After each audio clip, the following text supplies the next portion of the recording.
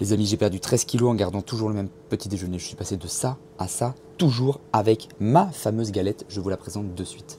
Donc, pour cette magnifique galette, il te faut très peu d'ingrédients. En gros, tu as besoin de 2 œufs, d'accord?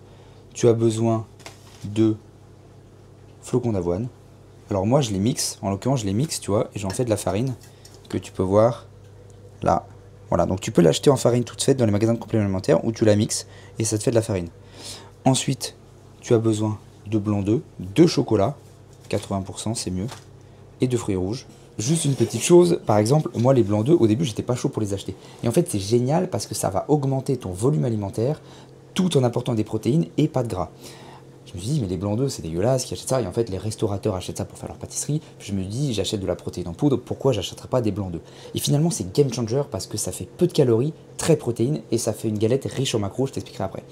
Idem pour les fruits surgelés. Pourquoi j'achète des fruits rouges surgelés? Parce que c'est plein d'antioxydants, faible en calories, et je les achète surgelés parce que c'est moins cher. Après, tu les fais décongeler au micro-ondes et ça passe tout seul. Et comment j'ai fait pour garder toujours le même petit déjeuner, malgré ma perte de poids, et là je suis en prise de masse, je garde encore le même petit déjeuner, c'est qu'en fait j'ajuste les quantités.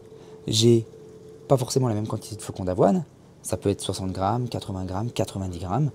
Le chocolat noir sur la galette, ben, au début c'était du beurre de cacahuète, maintenant c'est un carré de chocolat noir, ça peut être 2 carrés de chocolat noir, et je fais jouer les quantités comme ça. Il y a uniquement les blancs d'œufs et les œufs où c'est toujours la même chose. Je joue sur les lipides et les glucides en augmentant la quantité de flocons d'avoine, de fruits rouges, ou de chocolat, de beurre de cacahuète, le topping que je mets sur la galette. Donc moi j'ai un Thermomix, donc en gros je mets tous les ingrédients au Thermomix, je mixe, ok, voilà, ça donne une espèce de mixture, mais c'est bon. Et puis tu mets ça dans une poêle, avec un couvercle.